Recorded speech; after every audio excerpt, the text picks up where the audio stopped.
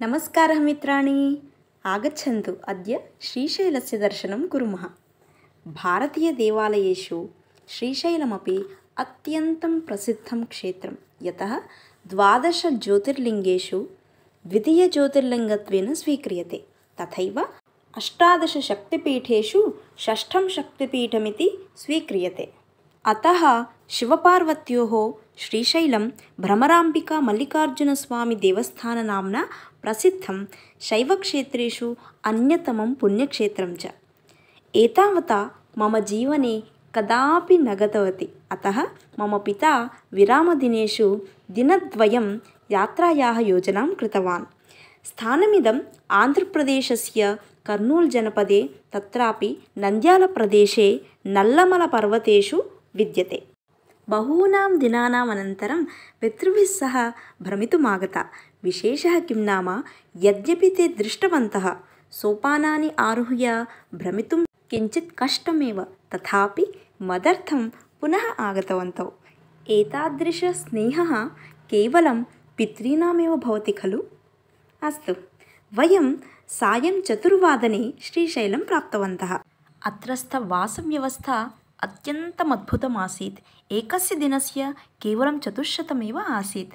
किञ्चित् विश्रान्तिं स्वीकृत्य तत्रस्थ अन्यमन्दिराणि दृष्टवन्तः। आदौ साक्षिगणपतिदेवालयं गतवन्तः। वयं श्रीशैलस्य दर्शनं कृतवन्तः इति गणपतिः एव अस्माकं प्रमाणमिति तत्र आदौ दर्शनं कुर्वन्ति। तदनन्तरं पालधारपञ्चधार इति, यत्र पञ्चधारासु जलप्रवाहः आसीत्, तत्र गतवन्तः। अत्र 5 अपि जलस्य भिन्नभिन्नरुचिः भवति।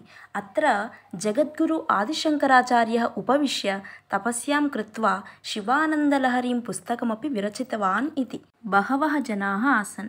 तदनन्तरं वयं शिखरेश्वरदेवालयं गतवन्तः।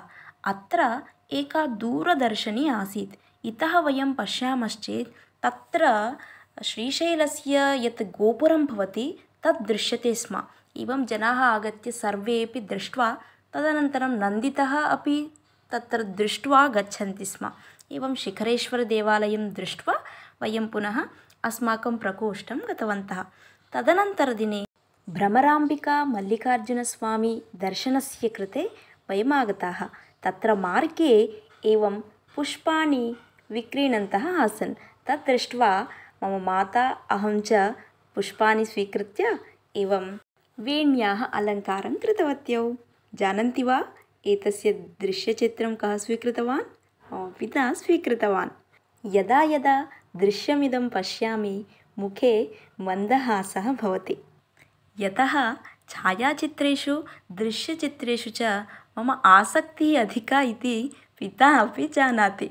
एवमेव तदनन्तरं तेषामपि अहम् एवं चित्रं स्वीकृतवती, यतः मम मधुरक्षणानि अहं स्मरेयं खलु। एवं च वयं दर्शनार्थं निसृताः। अत्यन्तं मधुरक्षणानि मम जीवने इति अहं वक्तुं शक्नोमि। एवं किञ्चित् अग्रे गमनानन्तरं तिलकधारणं कुर्वन्ति स्म। अहमपि तिलकधारणं कृत्वा दर्शनार्थं गत्वा दर्शनं कृत्वा वयम् आगतवन्तः। दर्शनानन्तरं भोजनार्थं तत्रस्थ अन्नसत्रं नाम अन्नदानं भवति स्म।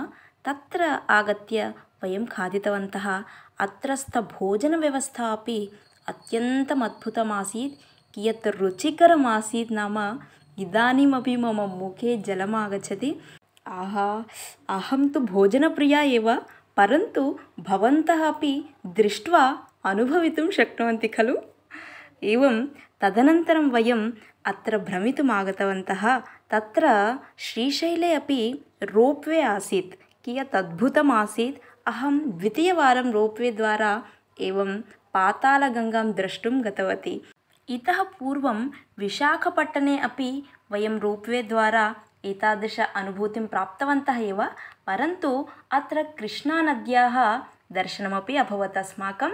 अत्र कृष्णानद्याः नाम श्रीशैलतः अधः गच्छामश्चेत् सा एव पातालगङ्गा इति उच्यते।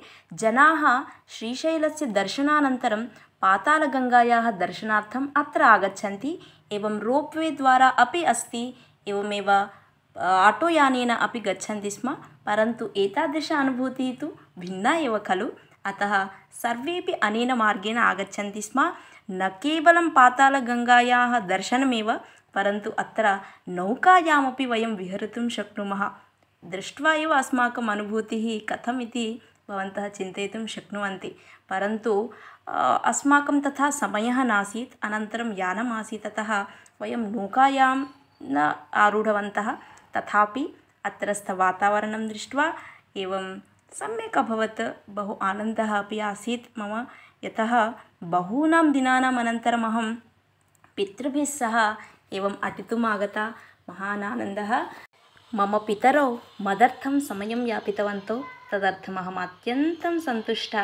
एवं च यात्रेयम् अनया पातालगङ्गया चिरस्मरणीया च अभवत्। वस्तुतः इतोपि दर्शनीयानि प्रदेशानि आसन्, परन्तु वयं द्रष्टुं न शक्तवन्तः। भवन्तः अपि अग्रे अत्र आगत्य द्रष्टुं शक्नुवन्ति। अनेन किञ्चित् वा भवतां कृते पूर्वज्ञानम् अभवत् इति अहं चिन्तयामि। एवं च अस्माकं यात्रां दृष्ट्वा कथम् अनुभूतवन्तः इति एकवारं सूचयन्तु। एवमेव अग्रे अपि एतादृशदर्शनीयस्थानानाम् एवमेव विभिन्नसूचनाभिः विषयैश्च भवतां पुरतः आगन्तुं प्रयतिष्ये। तदर्थम् अवश्यं भवतां फीड्बैक् प्रतिपुष्टिः आवश्यकी। वीडियो दृष्ट्वा कमेण्ट्स् द्वारा भवताम् अभिमतं सूचयन्तीति अहम् आशासे।